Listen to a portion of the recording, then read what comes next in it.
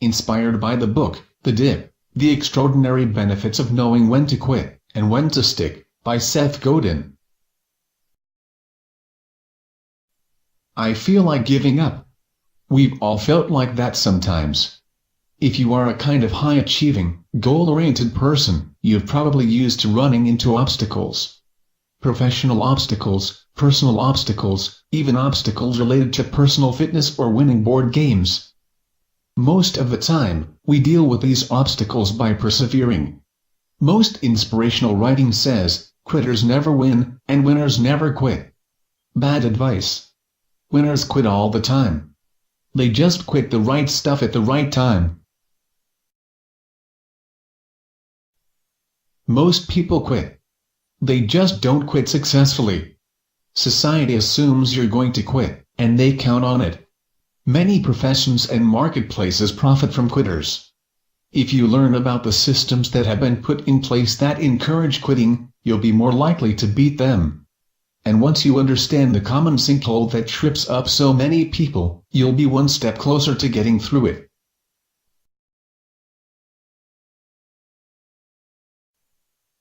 We know that extraordinary benefits accrue to the tiny majority of people who are able to push just a tiny bit longer than others.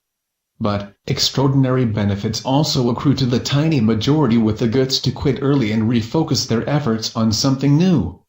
It's about being the best in the world. About getting through the hard stuff and coming out on the other side. Quit the wrong stuff. Stick with the right stuff. Have the guts to do one or the other. Believe it or not, quitting is often a great strategy, a smart way to manage your life and your career. Our culture celebrates superstars. We reward the product or the song or the organization or the employee that is number one. With limited time and opportunity to experiment, we intentionally narrow our choices to those at the top. You are not the only person who looks for the best choice. Everyone does.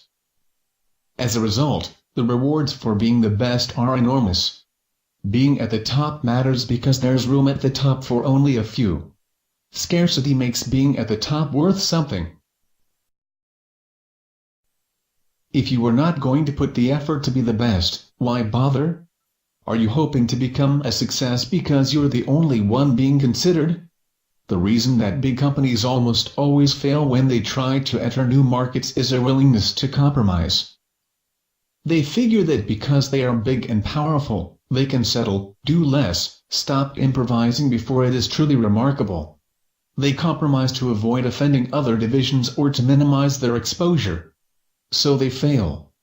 They fail because they don't know when to quit and when to refuse to settle.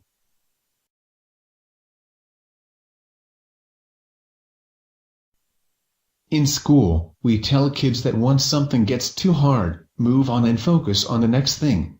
While taking tests, we were told to skim through the questions and answer the easiest ones first, skipping the ones you don't know immediately.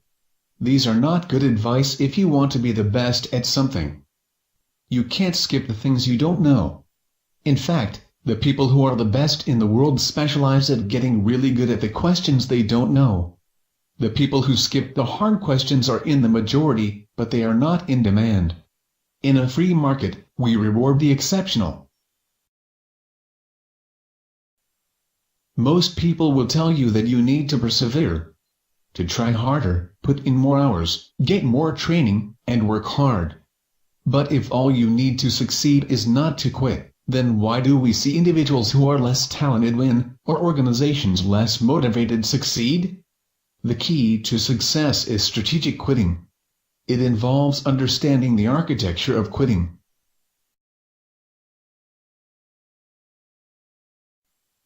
There are two curves that define almost any type of situation facing you as you try to accomplish something. The first is called the dip. At the beginning, when you first start something, it's fun, interesting, and you get plenty of good feedback from the people around you.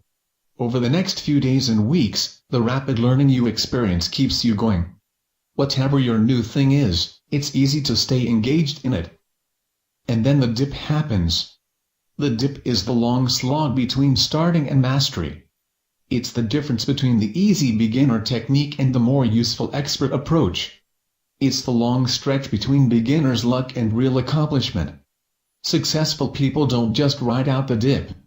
They push harder, changing the rules as they go.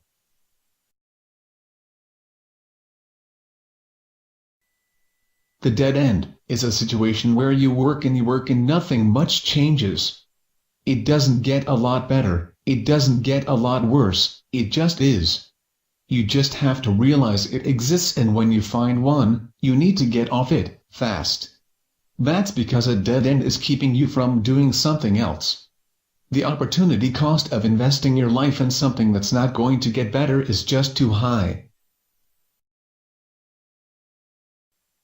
In any situation, you must realize what type of curve you are in.